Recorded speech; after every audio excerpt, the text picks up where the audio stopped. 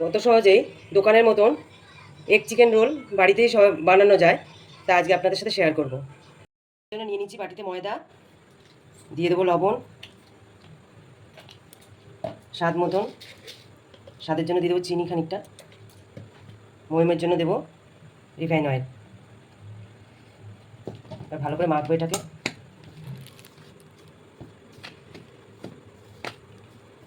এরপর অল্প অল্প করে জল দিয়ে এটাকে ডো তৈরি করে নেব।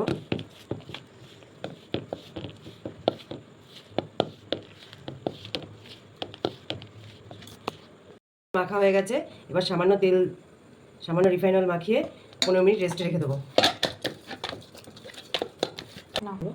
এবার মাংসটা ম্যারিনেশন করে নিই। তার জন্য 200 গ্রাম বোনলেস চিকেন নিয়ে নিয়েছি। আর এখানে লঙ্কার গুঁড়ো, হলুদ গুঁড়ো, জিরের গুঁড়ো, ধনের গুঁড়ো, গরম মশলার গুঁড়ো, রোজকারের যে লবণটা, আর একটু সামান্য বিট নুন, তারপর আদা রসুনের পেস্ট, জল ঝরানো টক দই, আর যাতে মাংসটা নরম হয় তার জন্য সামান্য তেল। আর দিয়ে দেবো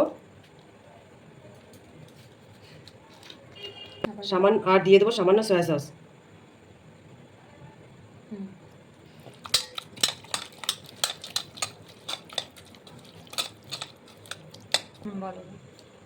মাংসটা এবার একটা ঢাকা দিয়ে রেখে দেবো 5 মিনিটের জন্য। ময়দাটা এত সুন্দর মাখা হয়েছে, খুব সুন্দর সফট হয়েছে।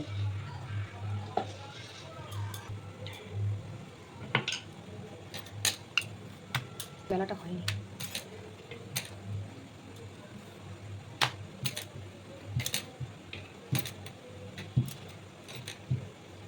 এভাবে এক পিঠ উল্টে নিলাম, এরকম সেঁকে নেব।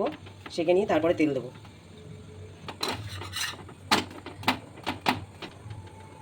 এবার এর মধ্যে রিফাইন অয়েল দিয়ে দেবো। পরোটাটা ভেজে নেব। কতটা ফুলে গেছে। এদিকে একটা ডিম ফাটিয়ে নিয়েছি, এর মধ্যে সামান্য লবণ দেবো। লবণ দিয়ে ফেটিয়ে নেব।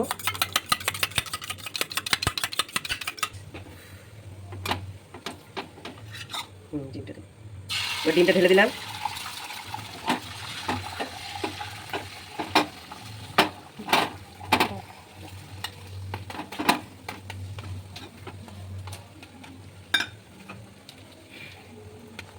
এবার ডিমটা দিয়ে এরকমভাবে ভেজে নিতে হবে।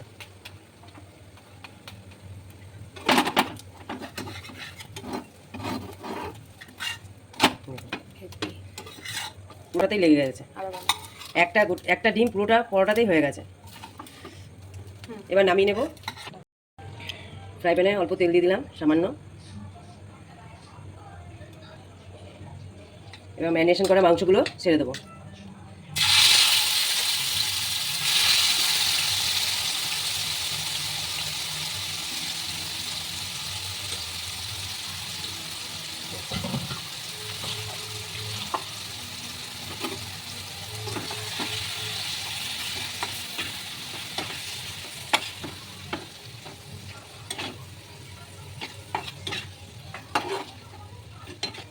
সামান্য নেড়ে চেড়ে মাংসটা যতক্ষণ সেদ্ধ না হচ্ছে ততক্ষণ নাড়তে হবে। এবার মাংস থেকে জলটা ছেড়ে গেছে, এবার দিয়ে দেবো কেটে রাখা পেঁয়াজগুলো, আর দিয়ে দেবো কেটে রাখা ক্যাপসিকাম কুচি। সামান্য ক্যাপসিকাম আর পেঁয়াজ সেদ্ধ হলেই এটা নামিয়ে নেব। এই মাংসের সাথেই এটা মিলিয়ে দিতে হবে।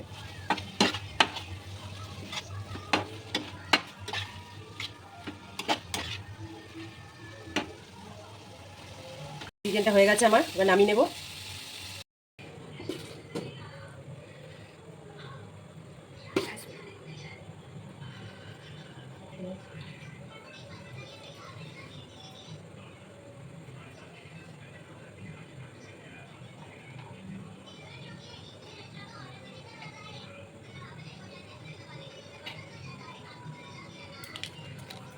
গোলমরিচের গুঁড়ো,